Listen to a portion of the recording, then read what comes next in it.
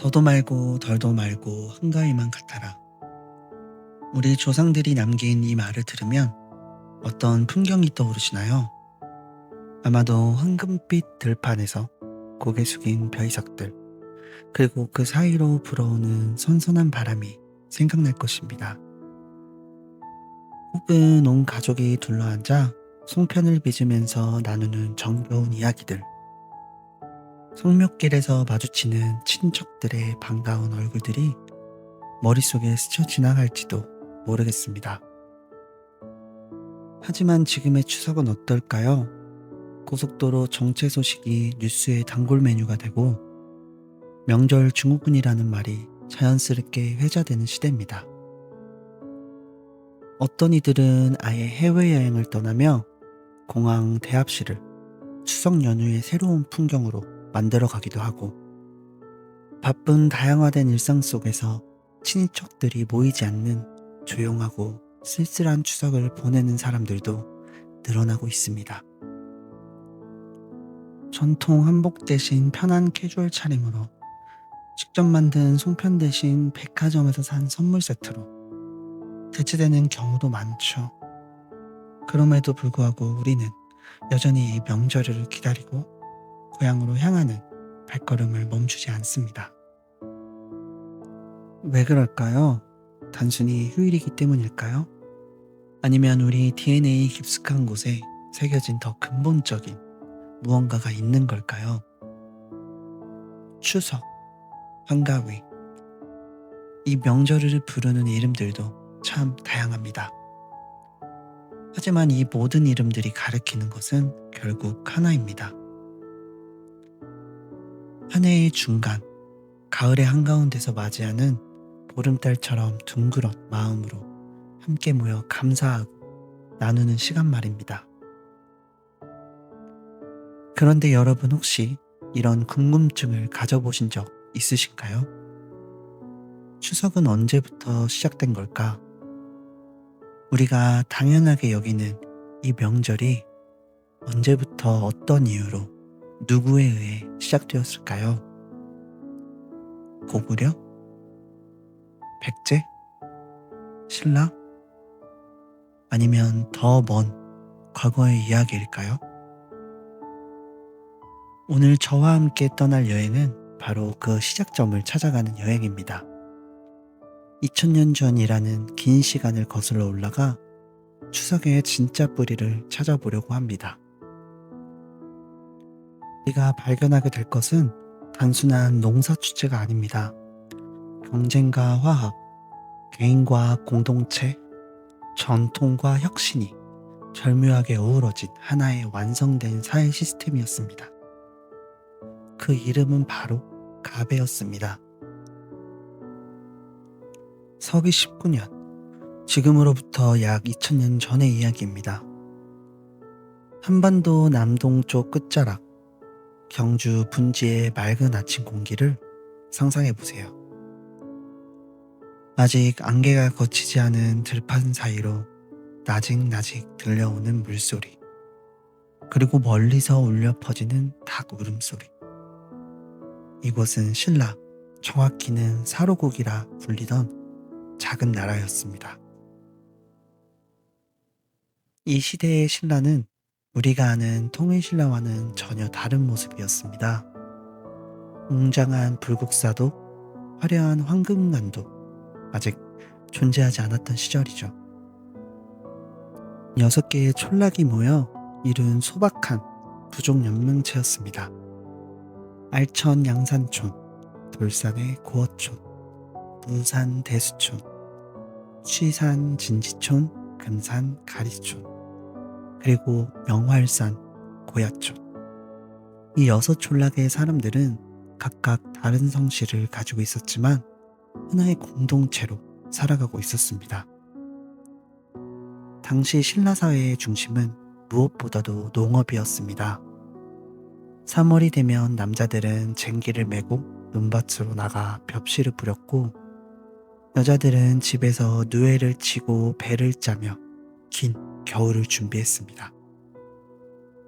여름 내내 구슬땀 흘려가며 가꾼 벼와 조, 그리고 여인들이 정성스럽게 짠 삼배와 명주는 한해 살림의 전부였습니다. 하지만 이 평화로운 농촌 사회에도 문제가 있었습니다. 각 촌락은 저마다의 자존심과 전통을 가지고 있었고, 때로는 서로 경쟁하고 대립하기도 했습니다. 농사가 잘 되면 우리 촌이 가장 부지런하다고 우스댔고, 흉년이 들면 서로를 원망하며 갈등이 생기곤 했죠. 특히 젊은 남녀들 사이에서는 어느 촌의 총각이 가장 씩씩하고 어느 촌의 처녀가 가장 아름다운가를 두고 은근한 경쟁이 벌어지기도 했습니다. 바로 이때 왕위에 오른 인물이 유리왕이었습니다. 그의 이름은 유리 이사금입니다. 이사금이라는 칭호는 입금, 즉 있는 사람, 연결하려는 자라는 뜻이었습니다. 이름에서부터 그의 역할을 짐작할 수 있죠. 그는 단순히 한 촌락의 족장이 아니라 여러 촌락을 하나로 묶어내는 조정자이자 통합의 상징이었습니다. 유리왕이 살던 시대는 참으로 흥미로운 시기였습니다. 중국에서는 후한이 막 공국되어 새로운 질서를 만들어가고 있었고, 한반도에서는 고구려가 왕망의 신나라와 치열한 전쟁을 벌이고 있었습니다. 백제 역시 원조왕의 치하에서 세력을 확장해가고 있었고, 이런 역동적인 시대 상황 속에서 신라만이 유독 평화로운 농촌 공동체의 모습을 유지하고 있었습니다. 하지만 유리왕은 깨달았습니다. 이런 평화가 언제까지 지속될 수 없다는 것을. 주변 세력들이 강해질수록 신라도 더욱 단단한 공동체가 되어야 한다는 것을. 그러기 위해서는 여섯 촌락 사이의 경쟁과 갈등을 해결하고 모두가 하나가 될 수 있는 무언가가 필요했습니다. 그가 고민한 것은 이런 것이었습니다. 어떻게 하면 우리 백성들이 서로 경쟁하면서도 미워하지 않을 수가 있을까? 어떻게 하면 각 촌락의 자존심을 살려주면서도 전체적인 화합을 이룰 수 있을까? 유리왕은 밤마다 궁궐 뒤편 작은 언덕에 올라가 별을 바라보며 생각에 잠겼습니다. 저 멀리 들판에서 들려오는 풀벌레 소리를 들으며 때로는 새벽 안개 사이로 일하러 나가는 농부들의 모습을 지켜보며 그는 답을 찾고 있었습니다. 그리고 어느 날 그는 깨달았습니다. 경쟁 자체가 문제가 아니라는 것을. 오히려 건전한 경쟁은 공동체를 더욱 발전시키는 동력이 될 수 있다는 것을. 중요한 것은 그 경쟁 뒤에 함께 나누고 축하하는 시간이 있어야 한다는 것이었습니다. 승부가 끝나고 승자와 패자가 함께 어우러져 웃고 춤추고 노래하는 그런 축제가 필요하다는 것을 말이죠. 바로 이 아이디어가 훗날 가베라는 위대한 축제의 씨앗이 되었습니다. 유리왕은 결심했습니다. 한 해의 추수가 끝나는 시점, 보름달이 가장 밝고 둥근 가을 한가운데에 모든 촌락이 함께 모여 경쟁하고 축하하는 큰 잔치를 열겠다고 말입니다. 그것은 단순한 농사축제가 아니었습니다. 신라라는 공동체가 하나로 거듭나는 의식이자 새로운 사회 시스템을 만들어가는 실험이었습니다. 서기 32년 음력 8월 15일, 신라 최초의 가배가 시작되었습니다. 해가 중천에 떠오른 경주 분지, 평소라면 조용했을 들녘이 온통 사람들로 북적였습니다. 여섯 촌락에서 모인 수백 명의 사람들이 넓은 평야 한복판에 자리를 잡았죠. 남자들은 추수를 마친 볕단을 높이 쌓아 임시 무대를 만들었고, 여자들은 색색깔의 천을 나무에 매달아 축제 분위기를 연출했습니다. 유리왕이 높은 단위에 올라서자 웅성거리던 사람들이 조용해졌습니다. 한 달 동안 6촌락의 여인들이 길쌈으로 겨루게 될 것이라는 선언과 함께 법의 핵심이었던 길쌈 대회가 시작되었습니다. 각 촌락의 여인들은 이미 몇 달 전부터 이날을 준비해 왔습니다. 알천 양산촌의 아씨들은 특별히 고운 명주씨를 준비했고, 돌산 고어촌의 부인들은 질긴 삼배실로 승부를 걸었죠. 무산 대수촌은 화려한 색깔의 염색에 자신 있어 했고, 취산 진지촌은 정교한 무늬를 넣는 기법으로 유명했습니다. 한 달이란 긴 시간 동안 벌어진 이 경쟁은 상상 이상으로 치열했습니다. 새벽부터 밤늦게까지 물레 돌아가는 소리가 각 촌락에서 끊이지 않았어요. 드르륵 하는 물레 소리와 딸깍딸깍 하는 배틀 소리가 온 마을에 울려 퍼졌습니다. 특히 흥미로운 것은 이 경쟁이 단순한 개인전이 아니었다는 점입니다. 각 촌락의 모든 여성들은 어린 소녀부터 할머니까지 모두 참여했습니다. 10대 소녀들은 실고기를 도왔고, 나이 든 할머니들은 오랜 경험담을 들려주며 기술을 전수했습니다. 한 달이 지나고 드디어 결과를 발표하는 날이 왔습니다. 음력 9월 15일. 추석 보름달이 떠오르는 밤이었죠.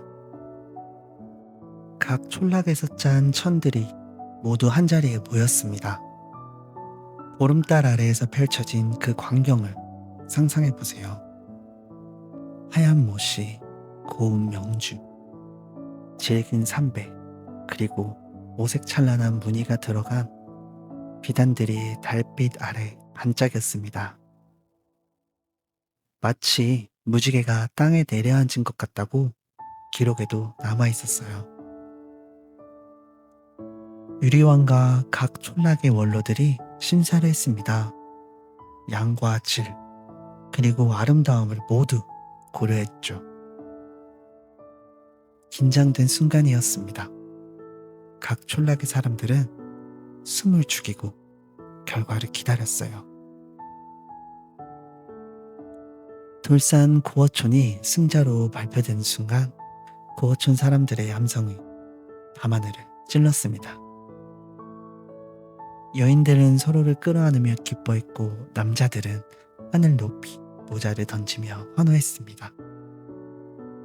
하지만 여기서 가배의 진짜 묘미가 시작되었습니다. 승부가 끝나자마자 패한 5촌락 사람들이 일어나 고어촌 사람들을 축하하기 시작한 겁니다. 서로의 기술을 칭찬하고 배우고 싶다는 마음을 표현했죠. 고어촌 사람들도 겸손하게 다른 촌락의 솜씨를 인정하며 화답했습니다. 이어서 진짜 축제가 시작되었습니다. 먼저 음식 나누기부터 시작됐습니다.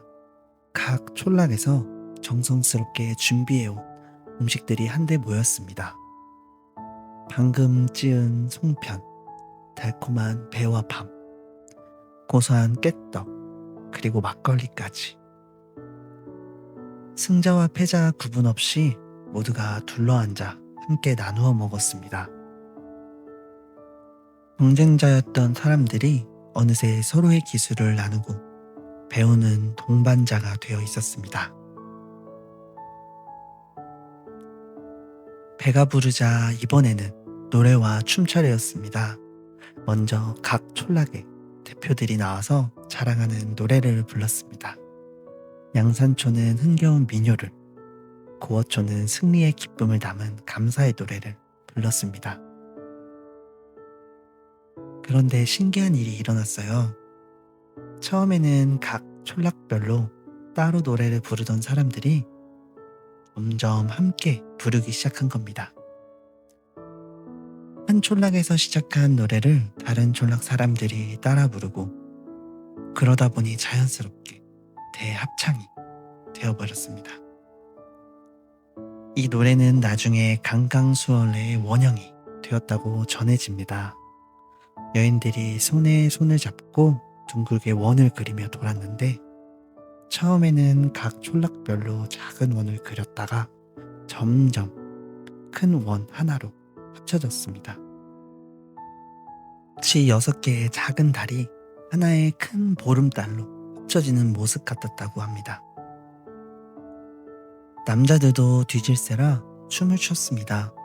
어깨춤에서 시작해서 탈춤까지 온갖 춤사위가 펼쳐졌습니다.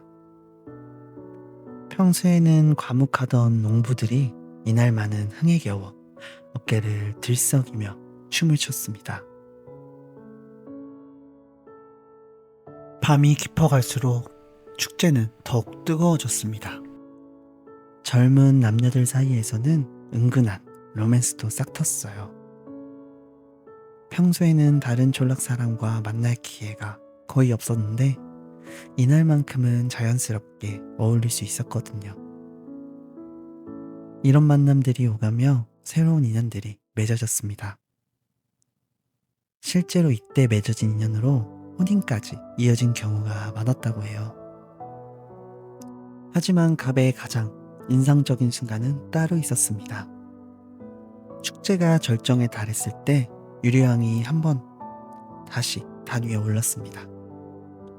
그는 오늘 본 것이 단순한 경쟁이 아니라 미움 없는 경쟁, 차이를 인정하면서도 하나가 될 수 있는 화합이었다고 말했습니다. 서로 다르면서도 하나가 될 수 있다는 것을 모두가 확인한 하루였다고요. 그 말에 모든 사람들이 고개를 끄덕였습니다. 정말 그랬거든요. 하루 종일 치열하게 경쟁했지만 서로를 미워하지 않았고 승부가 끝나자 더욱 가까워졌으니까요. 유리왕은 내년에도 다시 만나 이런 좋은 시간을 갖자며 이것을 갑에, 즉 갈라서 배대는 것이라고 부르겠다고 선언했습니다. 갈라서 경쟁하되 다시 만나 하나가 되는 축제라는 의미였죠. 이렇게 해서 갑에라는 이름이 공식적으로 탄생했습니다. 보름달이 서산으로 기울어갈 때까지 축제는 계속되었습니다. 마지막에는 모든 사람들이 큰 원을 그려 손을 잡고 놀며 노래를 불렀다고 해요. 이 노랫가락이 훗날 더도 말고 덜도 말고 한가위만 같아라, 속담의 원형이 되었다고 전해집니다. 첫 번째 갑에는 이렇게 성공적으로 끝났습니다. 그런데 이 축제가 가져온 변화는 단순히 그날 하루의 즐거움에 그치지 않았어요. 우선 촌락 간의 교류가 활발해졌습니다. 갑해를 계기로 서로의 기술을 배우고 가르치는 일이 일상화되었어요. 고어촌의 배 짜는 기법이 다른 촌락으로 퍼져나갔고 양산촌의 명주 염색법도 공유되었습니다. 또한 혼인을 통한 촌락 간 결합도 늘어났어요. 갑에에서 만난 인연들이 결실을 맺으며 신라 공동체는 더욱 단단해졌습니다. 가장 중요한 변화는 경쟁에 대한 인식이었어요. 예전에는 이기거나 지거나였다면 이제는 함께 성장하기 위한 경쟁이라는 개념이 생겼습니다. 승부 뒤에 반드시 화합이 있다는 전통이 자리 잡았죠. 이런 성공을 바탕으로 이듬해 갑에는 더욱 성대하게 열렸습니다. 이번에는 길쌈뿐 아니라 농사 기술 겨루기, 노래 경연, 씨름대회까지 추가되었습니다. 참가하는 사람 수도 늘어나고 구경꾼들도 주변 지역에서 몰려왔습니다. 몇 년이 지나자 갑에는 단순한 촌락 축제를 넘어서 신라 전체의 가장 중요한 명절로 자리 잡았습니다. 이때 만들어진 여러 풍습들, 송편 만들기, 강강술래, 원무, 달맞이 이 같은 것들이 오늘날 추석의 기본 틀이 되었지요. 무엇보다 중요한 것은 나눔의 정신이었습니다. 가베에서는 승자가 모든 것을 독차지하지 않았어요. 승리의 영광도 나누고 준비한 음식도 나누고 기쁨도 나누었습니다. 이런 정신이 바로 오늘날 추석의 핵심 가치인 풍요로움 속에서의 나눔이 된 거죠. 유리왕이 꿈꾸던 것이 바로 이것이었습니다. 경쟁하되 서로 해치지 않고 이기되 독차지 않으며 다르되 하나가 될 수 있는 공동체. 가베는 그런 이상적인 사회의 축소판이었던 셈입니다. 하지만 이 아름다운 축제가 오늘날의 추석이 되기까지는 아직도 긴 역사의 여정이 남아 있었습니다. 삼국시대를 거쳐 고려와 조선으로 이어지면서 가베는 어떤 모습으로 변화해 갔을까요? 신라의 가베가 시작된 지 약 600년이 흘렀습니다. 세월은 강물처럼 흘러 삼국이 통일이 되었고 고구려와 백제는 역사 속으로 사라졌죠. 하지만 가베만은 꿋꿋이 살아남아 한반도 전체로 퍼져나갔습니다. 통일신라 시대에 들어서면서 가베는 첫 번째 큰 변화를 맞게 됩니다. 원래 6촌락만의 작은 축제였던 것이 이제는 전국적인 명절로 확산된 거죠. 이 시기 가베의 가장 큰 특징은 지역색의 다양화였습니다. 각 지역마다 고유한 풍습이 가베와 결합되기 시작한 거죠. 강원도 산간 지역에서는 도토리와 밤을 이용한 특별한 떡을 만들었고, 전라도 평야지대에서는 새로 수확한 벼로 만든 송편이 인기를 끌었습니다. 또 해안가에서는 바다에서 잡은 생선으로 제사를 지내는 풍습이 생겼죠. 특히 주목할 점은 이 시기에 조상 제사라는 개념이 가베에 본격적으로 도입되었다는 것입니다. 원래 가베는 살아있는 사람들 간의 경쟁과 화합에 초점이 맞춰져 있었는데, 시간이 지나면서 돌아가신 조상들을 기리는 의미가 더해진 거죠. 이런 변화에는 불교의 영향도 컸습니다. 통일신라 후기부터 고려 전기까지 불교가 국교로 자리 잡으면서 조상에 대한 추모와 효도 사상이 가베와 자연스럽게 결합되었거든요. 보름달을 보며 저 달나라에 계신 조상님들도 우리를 내려다보고 계시겠지? 라는 생각이 퍼져나간 겁니다. 가베는 두 번째 큰 변화를 맞습니다. 바로 헝거이라는 새로운 이름의 등장이죠. 고려 태조왕건이 후백제와 후고구려를 통합하면서 각 지역의 다양한 가을 축제들을 하나로 묶을 필요가 있었습니다. 신라의 가베, 백제의 추수감사제, 고구려의 동맹제 등이 서로 비슷한 시기에 열리고 있었거든요. 왕건은 이들을 통합해서 헝가위라는 이름을 부르기 시작했습니다. 헝가위라는 말의 뜻은 참으로 아름답습니다. 하는 크다, 가위는 가운데를 의미하니까 큰 가을의 한가운데 라는 뜻이죠. 즉, 가을이라는 계절의 절정, 가장 아름답고 풍요로운 순간을 가리키는 말이었습니다. 이 시기에 한가위의 가장 큰 특징은 계급을 초월한 축제가 되었다는 점입니다. 왕부터 백성까지, 귀족부터 농민까지 모든 사람이 함께 즐기는 명절이 된 거죠. 고려 왕실에서는 한가위가 되면 궁중연회를 열어 신하들과 함께 달맞이를 했고, 백성들에게는 특별히 세금을 감면해 주기도 했습니다. 또한 이 시기에 오늘날 우리가 아는 많은 추석 풍습들이 본격적으로 형성되기 시작했습니다.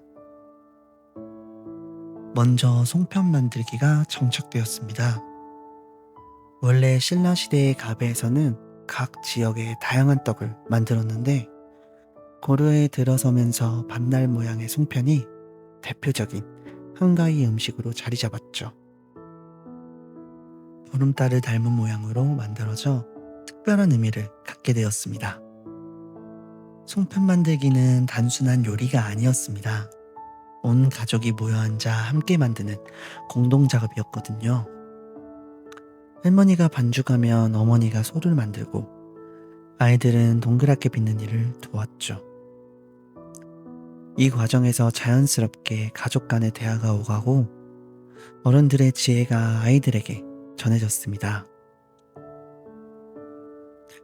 강강술래도 이 시기에 지금과 같은 비슷한 형태로 정착되었습니다.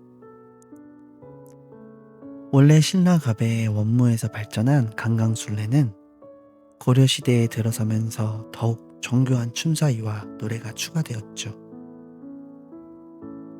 강강술래의 후렴구도 이때 생겨났다고 여겨집니다. 강강술래의 묘미는 남녀노소 구분 없이 누구나 참여할 수 있다는 점이었습니다. 어린아이부터 할머니까지, 양반부터 상민까지 누가 손을 잡고 둥글게 돌며 노래를 했죠. 이 과정에서 평소의 신분 차이는 잠시 잊혀지고 모든 사람들의 평등한 하나의 공동체가 되었습니다. 차례라는 조상제사 의식도 고려시대에 본격화되었습니다. 원래 불교적 추모 의식에서 시작된 것이 점차 유교적 조상숭배와 결합되면서 지금과 같은 차례의 모습을 갖추게 된 거죠. 새로 수확한 곡식과 과일을 조상님께 먼저 바치고 가족들이 함께 절을 올리는 의식이 정착되었습니다. 하지만 고려시대 차례는 지금처럼 엄격하지 않았습니다. 오히려 조상님들께 한 해의 풍요로움을 감사드리고 가족의 안녕을 빌어달라고 부탁하는 친근한 대화의 시간에 가까웠죠. 제사상을 차린 후에는 온 가족이 둘러앉아 조상님들의 이야기를 나누면서 음식을 함께 나누어 먹었습니다. 조선시대에 들어서면서 한가위는 세 번째 큰 변화를 맞게 됩니다. 유교 이념이 사회 전반을 지배하게 되면서 효와 예를 중시하는 방향으로 발전한 거죠. 조선 전기의 세종대왕은 한가위를 더욱 체계적으로 정리했습니다. 궁중에서는 한가위 대연회를 열어 백관들과 함께 달맞이를 했고 백성들에게는 특별 휴가를 주어 고향에 돌아가 조상께 제사를 지낼 수 있도록 배려했죠. 이 시기에 성묘라는 풍습이 본격적으로 정착되었습니다. 원래 차례는 집안에서 지내는 제사였는데 조선시대에 들어서면서 직접 조상의 무덤을 찾아가 제사를 지내는 성묘가 일반화된 것입니다. 유교의 조상숭배 사상이 강화된 결과였죠. 성묘는 단순히 무덤에서 제사를 지내는 것에 그치지 않았습니다. 온 가족이 함께 조상의 고향을 찾아가는 여행이자 흩어져 살던 친족들이 한자리에 모이는 대규모 가족 상봉의 기회였거든요. 서울에 살던 관료가 경상도 고향으로, 전라도에 살던 농민이 충청도 선산으로 향하는데 이 대이동이 한가위 때마다 벌어졌습니다. 조선시대에는 또한 한가위 선물이라는 풍습도 생겨났습니다. 친척들이나 이웃들과 서로 음식을 나누어 주고받는 그런 관습이 정착된 거죠. 특히 새로 시집온 며느리는 친정에 송편을 보내고 친정에서는 사위에게 과일이나 꿀을 보내주는 것이 예의였습니다. 이런 선물 교환은 단순한 물질적 나눔을 넘어서 관계를 확인하고 강화하는 의미가 있었습니다. 우리는 여전히 한 가족이고 서로를 잊지 않고 있다. 마음을 전달하는 방식이었거든요. 조선 후기에 들어서면서 한가위 놀이들은 더욱 다양해졌습니다. 남자들은 씨름과 활쏘기, 그네뛰기 등을 즐겼고 여자들은 강강술래와 함께 널뛰기, 투어 등을 했죠. 아이들은 연날리기와 윷놀이로 즐거운 시간을 보냈습니다. 특히 그네뛰기는 한가위 대표적인 여성놀이로 자리 잡았습니다. 높이 솟은 그네를 타고 하늘 높이 올라가는 것은 마치 달나라로 날아가는 것 같은 기분을 선사했죠.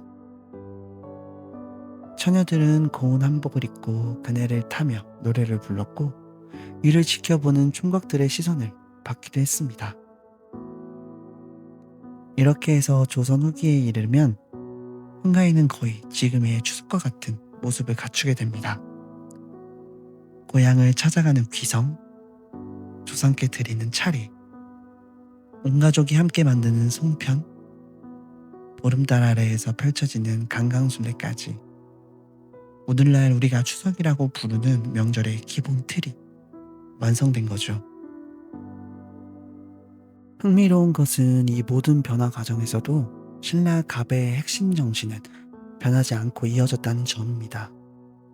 경쟁하되 화합하고 나누되 차별하지 않으며 개인의 기쁨을 공동체 전체의 기쁨으로 승화시킨다.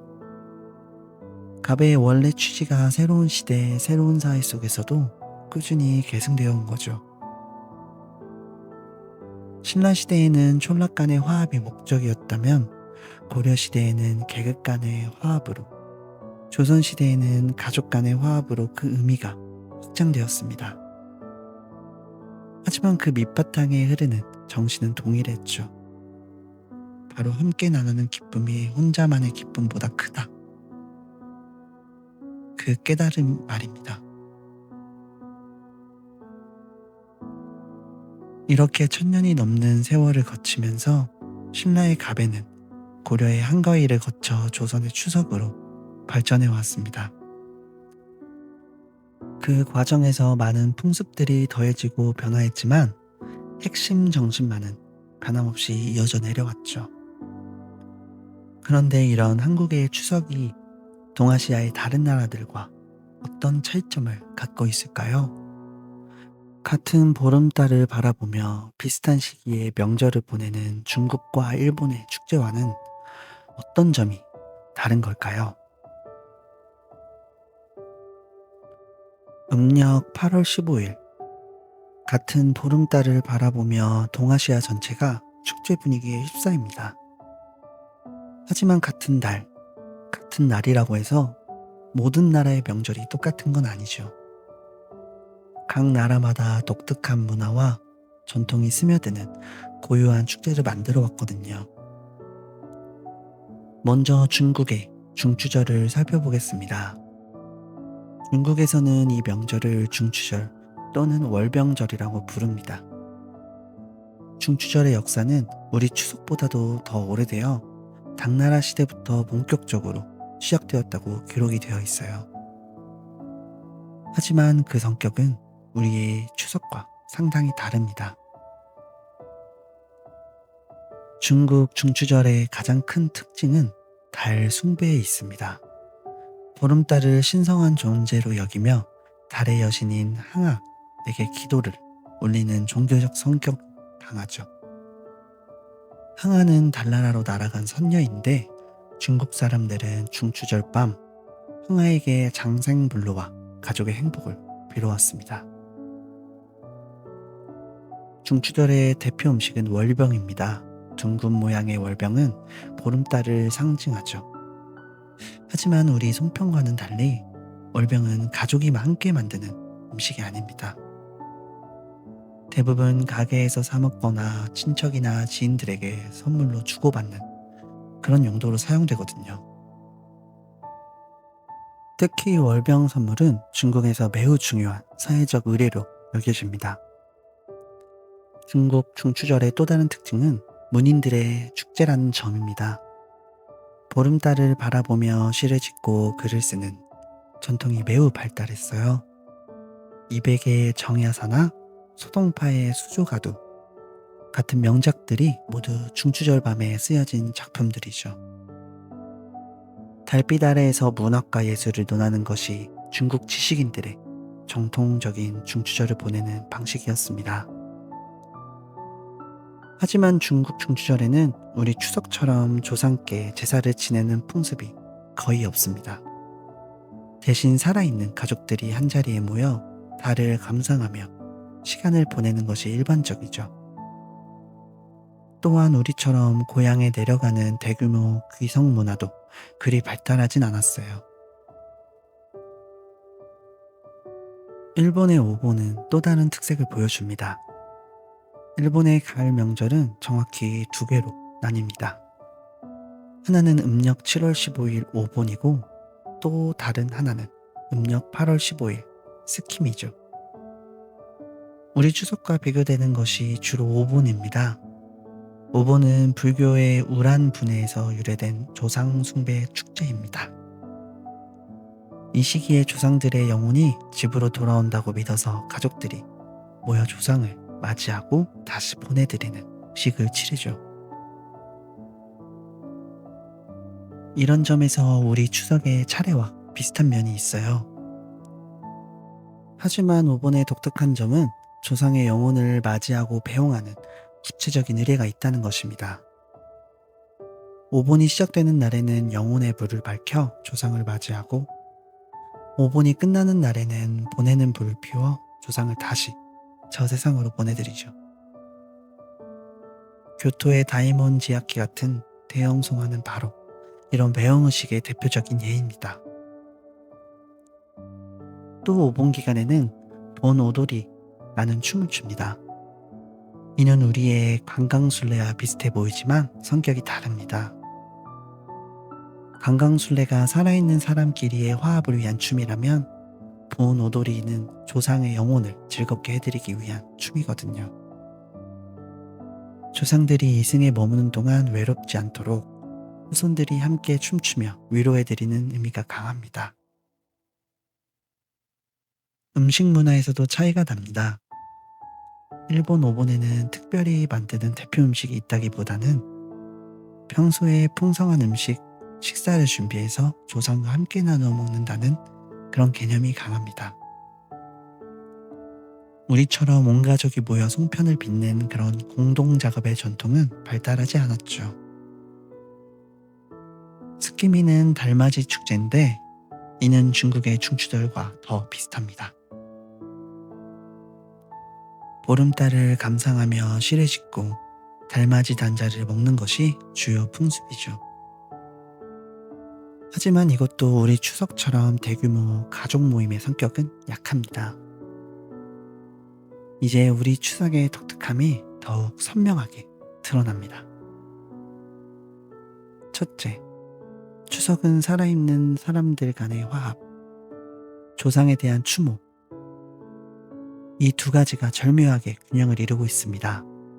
중국 중추절이 달 숭배에, 일본 오본이 조상 숭배에 치중되어 있다면 우리 추석은 두 가지 요소가 조화롭게 결합이 되어 있어요. 차례를 통해 조상을 기리면서도 온 가족이 함께 모여 화합하는 시간을 똑같이 중요하게 여기죠. 둘째, 추석은 공동작업의 명절이라는 점이 독특합니다. 송편 만들기, 차례상 준비, 성묘 등 모든 가족이 온 가족이 함께 참여하는 공동작업으로 이루어져 있어요. 중국의 월병처럼 사서 먹는 음식이 아니라 직접 만들어 나누는 음식이 중심이 되죠. 이는 신라 가베 때부터 이어져 온 함께 만들고 함께 나누는 그런 정신이 깃들어져 있는 거죠. 셋째, 추석은 이동의 명절입니다. 온 나라가 움직이는 대규모 귀성 문화는 다른 동아시아 국가에서는 찾아보기 어려운 한국만의 독특한 현상이에요. 이는 우리나라의 강한 혈연 중심 사회와 고향에 대한 각별한 애착이 만들어낸 문화죠. 넷째, 추석은 놀이의 명절이기도 합니다. 강강술래, 씨름, 그네뛰기 등 다양한 전통놀이가 추석과 함께 발달해 왔어요. 단순히 엄숙한 제사만 지내는 것이 아니라 온 가족이 함께 즐기고 노는 축제의 성격이 강하죠. 이런 점에서 중국이나 일본의 가을 명절보다 훨씬 역동적이고 활기찬 성격을 갖고 있습니다. 마지막으로 다섯 번째는 추석은 자연과의 조화를 추구하는 명절입니다. 단순한 보름달만 보는 게 중요한 게 아니라 가을이라는 계절 전체를 아우르는 축제예요. 새로 익은 곡식과 과일을 조상께 바치고 가을의 정취를 만끽하며 한 해의 풍요로움에 감사하는 종합적인 계절 축제의 성격을 갖고 있죠. 이런 독특함은 어디서 나온 걸까요? 바로 신라 가배의 원래 정신이 시대를 거치며 다른 문화 요소들과 절묘하게 융합된 결과입니다. 경쟁과 화합, 개인과 공동체, 현실과 이상, 전통과 변화가 모두 어우러진 것이 바로 우리 추석의 독특함이에요.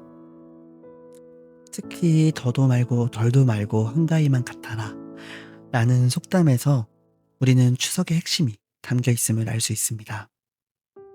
이는 단순히 풍요로움을 바라는 말이 아니라 적당함의 미학을 추구하는 한국인의 정서를 보여주고 있죠. 너무 많지도 너무 적지도 않은 딱 알맞는 행복을 추구하는 마음가짐 말입니다. 중국처럼 웅장하고 화려하지도 않고 일본처럼 정교하고 엄숙하지도 않지만 우리 추석에는 따뜻한 인간미와 소박한 아름다움이 있습니다. 온 가족이 둘러앉아 송편을 만들고 웃고 떠드는 모습, 달빛 아래에서 강강술래를 추며 하나가 되는 순간, 이런 것들이 바로 다른 나라에서는 찾아볼 수 없는 우리만의 독특한 추석 문화인 거죠. 이렇게 비교해보니 우리 추석이 얼마나 특별한 명절인지 더욱 잘 알 수 있습니다. 2000년 전 신라 유리왕이 꿈꾸던 이상적인 공동체의 모습이 세월을 거치며 다양한 문화와 만나면서도 그 본래의 정신을 잃지 않고 오늘날까지 이어져 온 거예요. 그렇다면 현대를 살아가는 우리에게 추석은 과연 어떤 의미일까요? 급변하는 21세기에도 여전히 추석의 정신이 살아 숨쉬고 있을까요? 2024년 9월 서울역 대합실의 모습을 한번 떠올려 보세요. 큰 가방을 든 사람들로 가득하고 기차표를 끊으려는 긴 줄이 이어집니다. 고속도로는 꽉 막히고 비행기표는 진작에 매진되었죠. 온 나라가 움직이는 거대한 이동이 시작됩니다. 이런 모습을 보면 현대의 추석은 옛날과 너무 달라졌다 라고 생각할 수도 있어요. 정말 그럴까요? 겉모습은 많이 바뀌었지만 그 안에 담긴 본질은 여전히 2000년 전 가베의 정신과 맥이 닿아 있습니다. 현대의 추석의 첫 번째 의미는 시간을 거슬러 오르는 여행입니다. 도시에 살던 사람들이 고향으로 향하는 것은 단순한 물리적 이동이 아닙니다. 시간을 거슬러 올라가는 여행이죠. 서울의 아파트에서 전라도 시골 한옥으로, 부산의 오피스텔에서 경상도 농가로, 향하는 길은 현재에서 과거로, 개인에서 공동체로 돌아가는 시간 여행과 같습니다. 이런 귀성 문화는 전 세계적으로도 매우 드문 현상입니다. 미국이나 유럽에서는 명절이라고 해서 온 나라 사람들이 고향으로 이동하는 일은 거의 없어요. 중국의 춘절대, 대이동과 비교되기는 하지만 우리나라처럼 한 해에 2번씩 이런 대규모 이동이 일어나는 나라는 정말 찾아보기 어렵습니다. 왜 한국 사람들은 이렇게 추석만 되면 고향을 찾을까요? 그것은 바로 뿌리에 대한 갈망 때문입니다. 급변하는 현대사회에서 변하지 않는 무언가, 내가 누구인지를 확인할 수 있는 공간에 대한 본능적인 그리움이죠. 두 번째 의미는 가족이라는 공동체 재확인입니다. 현대사회는 개인주의가 강해지고 가족 간의 유대가 느슨해지는 시대입니다. 일상에서는 각자 생활에 쫓겨 가족끼리도 제대로 대화할 시간도 부족하죠. 부모님은 부모님대로, 자식들은 자식들대로 바쁜 일상을 살아갑니다. 하지만 추석만큼은 다릅니다. 온 가족이 한자리에 모여 송편을 빚으며 대화를 나눕니다. 평소에 공부 잘하고 있니? 회사 생활은 어떻니? 정도로만 끝나던 대화가 이날만큼은 깊고 진솔해집니다. 특히 송편 만들기는 현대에도 여전한 강력한 가족 결속의 도구입니다. 할머니가 반죽하시면 어머니가 소를 만들고 며느리는 빚은 일을 하며 아이들은 서투른 솜씨로 동그랗게 만들어 봅니다. 이 과정에서 자연스럽게 가족의 이야기가 흘러나오죠. 우리 엄마는 송편을 참 예쁘게 빚으셨는데 너희 할아버지는 콩소를 제일 좋아하셨단다. 이런 대화들을 통해 가족의 역사가 다음 세대로 전해집니다. 단순히 송편을 만드는 게 아니라 가족의 이야기를, 추억을, 사랑을 함께 빚어내는 거예요. 세 번째 의미는 감사와 성찰의 시간입니다. 추석은 무엇보다 한 해를 돌아보는 명절입니다. 봄에 씨를 뿌리고 여름 내내 가꾼 결실을 가을에 거둡니다. 그 한가운데서 지금까지의 삶을 되돌아보게 됩니다. 현대인들에게도 이런 성찰의 시간은 여전히 중요합니다. 바쁜 일상에 쫓겨 놓치고 있던 소중한 것들을 다시 발견하게 되죠. 건강, 가족, 친구, 일에서의 보람. 평소에는 당연하게 여겼던 것들에 대한 감사하는 마음을 갖게 됩니다. 또한 조상에 대한 감사도 빼놓을 수 없습니다. 차례를 지내며 내가 지금 여기에 있을 수 있는 것은 수많은 조상들의 삶과 희생이 있었기 때문이라는 것을 깨닫게 됩니다. 이는 종교적인 의미를 넘어서 역사적, 철학적 깊이 있는 성찰을 갖게 되는 순간이죠. 네 번째 의미는 나눔과 배려의 실천입니다. 신라 가배의 핵심 정신이었던 나눔은 현대 추석에도 여전히 살아 숨쉬고 있습니다. 추석 선물을 주고받는 것, 음식을 이웃과 나누어 먹는 것, 혼자 있는 사람들을 초대하는 것, 이 모든 것들이 나눔 정신을 보여준 사례들이죠. 특히 현대에는 이런 나눔이 더욱 확장되고 있습니다. 가족들끼리만 나누는 것이 아니라 사회적 약자들과도 함께 나누려는 노력들이 늘어나고 있습니다. 독거노인을 위한 송편 나누기, 소외계층을 위한 추석 음식 배달, 해외에 있는 동포들을 위한 한국문화 행사들이 그런 예입니다. 또한 환경을 생각하는 나눔도 조금씩 나타나고 있어요. 과도한 포장을 줄이고 지역 농산물을 이용하고 음식물 쓰레기를 줄이려는 노력들이 새로운 추석 문화로 자리 잡아가고 있습니다. 다섯 번째 의미는 전통 문화의 계승과 발전입니다. 현대의 추석은 전통을 그대로 답습하기만 하는 명절이 아닙니다. 전통을 현대적으로 해석하고 발전시켜 나가는 창조적 계승의 현장이기도 해요. 예를 들면 강강술래는 이제 단순한 민족 놀이를 넘어서 문화 콘텐츠로 발전했습니다. K-팝과 결합된 현대적 강강술래, 세계 각국에서 벌어지는 한류 강강술래 등이 새로운 형태로 나타나고 있죠. 송편도 마찬가지입니다. 전통적인 콩소, 깨소에서 시작해서 이제는 초콜릿 송편, 치즈 송편, 심지어 비건 송편까지 다양한 변화를 보이고 있습니다. 형태는 변해도 가족이 함께 만들어 나눈다는 본질은 변하지 않고 있습니다. 여섯 번째 의미는 글로벌 시대의 정체성 확립입니다. 세계화가 진행되면서 많은 전통 문화들이 사라져가고 있습니다. 하지만 추석은 오히려 더욱 중요해지고 있습니다. 전 세계 어디에 있든 한국인이라면 추석을 그리워하고 가능하다면 한국의 가족들과 함께 보내려고 하죠. 해외에 거주하는 한국인들은 추석을 통해 자신의 정체성을 확인하고 자녀들에게 한국 문화를 전달합니다. 뉴욕의 코리아타운에서, 파리의 한인회에서, 시드니의 한국학교에서 벌어지는 추석 행사들은 모두 이런 정체성 찾기의 한 형태입니다.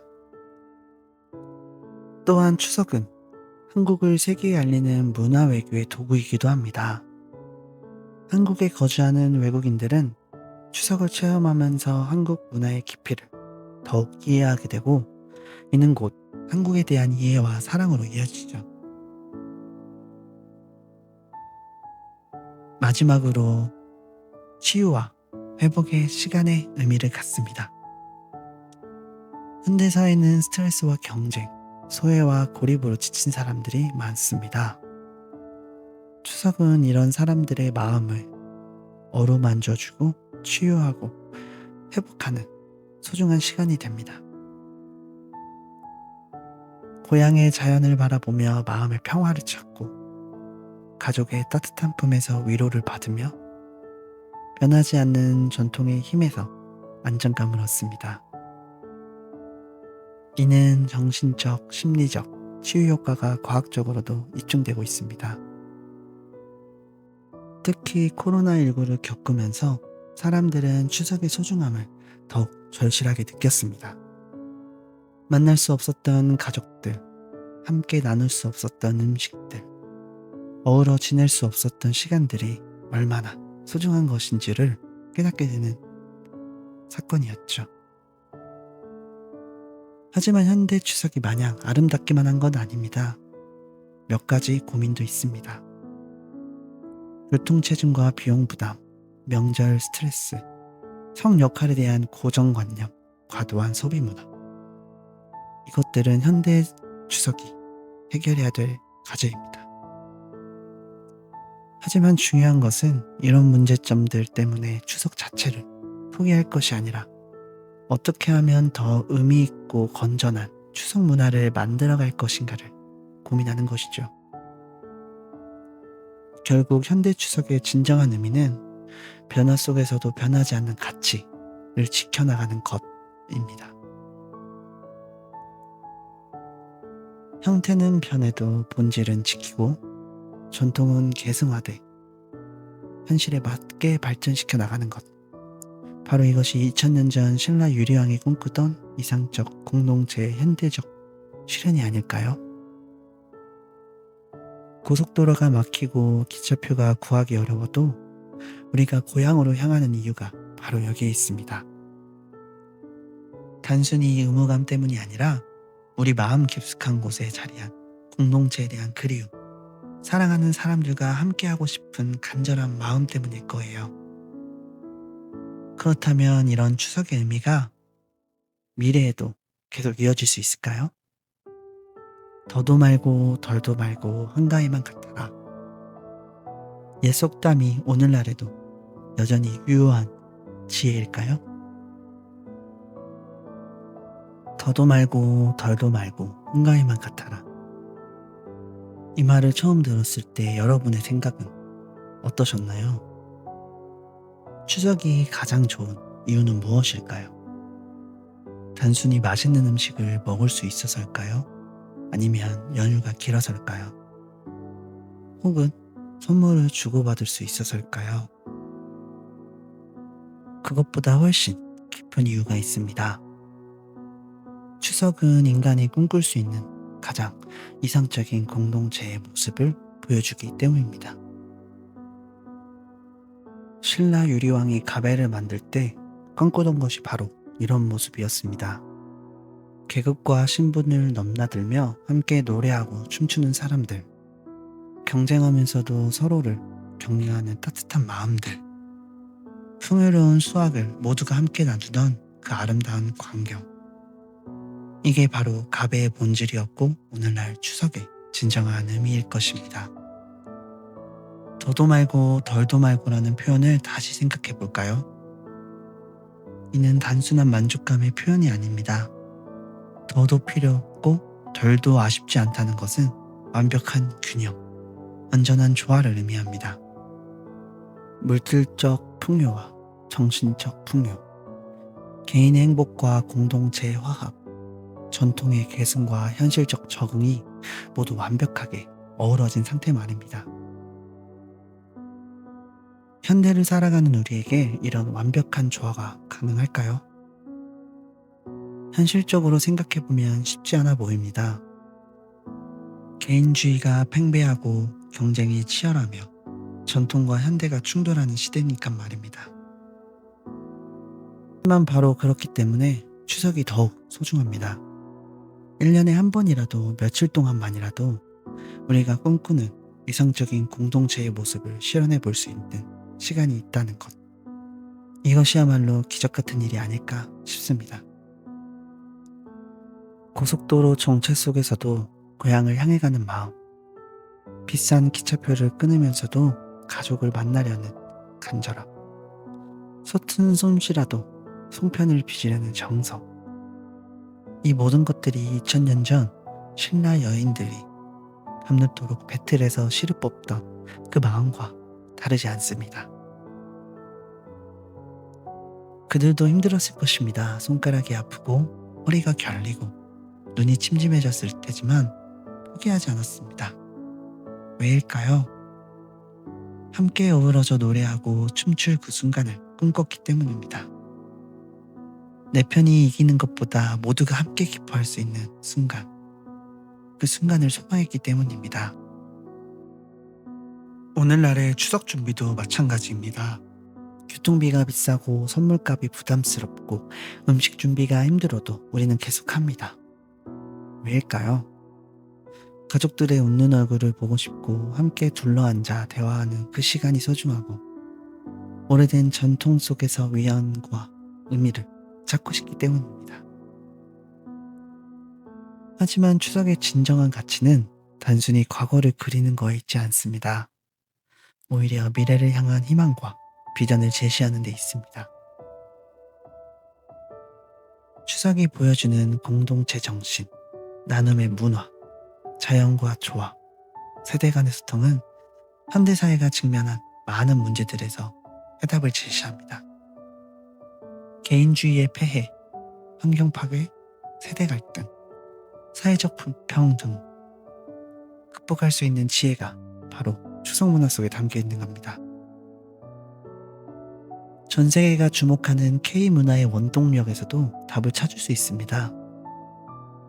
K-팝, K-드라마, K-푸드가 세계인들의 마음을 사로잡는 이유는 단순히 품질이 좋아서가 아닙니다. 그 안에 담긴 정의 문화, 함께함의 가치, 조화의 미학이 개인주의에 지친 현대인들에게 새로운 위로와 희망을 주기 때문입니다. 그리고 이 모든 것의 뿌리가 바로 가베에서 시작된 추석 문화에 있다는 사실을 기억해야 합니다. 미래의 추석은 어떤 모습일까요? 아마 지금보다 더 다양하고 창의적인 형태를 띌 것 같습니다.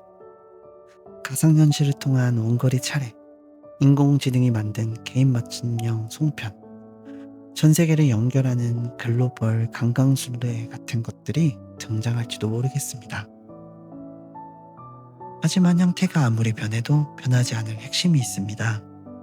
바로 사람과 사람 사이의 따뜻한 마음, 함께 나누는 기쁨, 조상에 대한 감사, 자연에 대한 경외, 공동체에 대한 사랑입니다.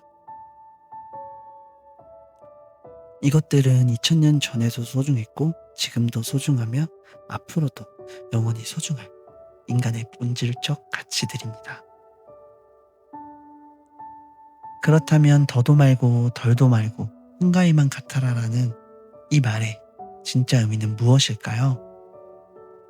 이는 단순히 추석이라는 특정 날을 찬양하는 말이 아닙니다.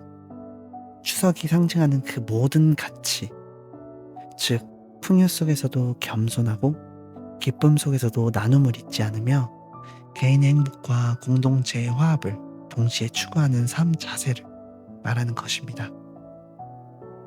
한가위만 같은 삶이란 1년 내내 추석 같은 마음으로 사는 것입니다.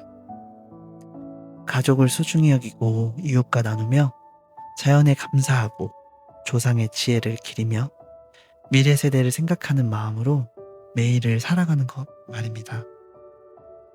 물론 현실적으로 매일을 추석처럼 살 수는 없습니다. 바쁜 일상이 있고 해결해야 할 문제들이 있으니까 말입니다. 하지만 추석을 통해 경험한 그 소중한 가치들을 마음속에 간직하고 일상 속에서도 그 정신을 실천하려고 노력할 수는 있습니다. 예를 들어 가족과의 시간을 더욱 소중히 여기고 이웃에게 관심을 가지며 자연 환경을 보호하고 전통 문화를 아끼고 발전시키려는 노력을 계속하는 것입니다. 이런 작은 실천들이 우리 사회를 한가위만 같은 따뜻하고 아름다운 공동체로 만들어갈 수 있을 것입니다. 신라 유리왕이 가배를 시작할 때 품었던 꿈, 백성들이 화목하게 어우러져 살아가는 이상적인 나라에 대한 비전이 바로 이런 것이었을 것입니다. 그리고 놀랍게도 그 꿈은 2000년이 지난 지금도 여전히 우리 마음속에 살아 숨쉬고 있습니다. 매년 추석이 되면 수천만 명이 고향으로 향하는 대이동이 펼쳐집니다. 교통체증이 생기고 비용이 많이 들고 여러 불편함들이 따르지만 그래도 우리는 계속 그 길을 갑니다. 왜일까요? 바로 그 마음 깊은 곳에 가배의 정신, 한가위의 꿈이 살아있기 때문입니다. 이것은 정말 놀라운 일입니다. 2000년이라는 긴 시간 동안 수많은 변화를 겪었지만 여전히 우리는 조상들과 같은 마음으로 같은 길을 걷고 있는 것이니까 말입니다. 이보다 더 아름다운 전통의 계승이 또 있을까요? 앞으로도 추석은 계속될 것입니다. 형태는 변하겠지만 본질은 유지될 것입니다. 우리 아이들도 그 아이들의 아이들도 추석이 되면 가족을 그리워하고 고향을 찾으며 함께 나누는 기쁨을 경험할 것입니다. 그리고 그들 역시 더도 말고 덜도 말고 한가위만 같아라 라는 말에 진정한 의미를 깨닫게 될 것입니다. 결국 추석은 단순한 명절이 아닙니다. 우리가 어디서 왔는지를 알려주는 뿌리이자 어디로 가야 할지를 보여주는 나침반이며 무엇을 위해 살아가는지 깨닫게 해주는 지혜의 보고입니다.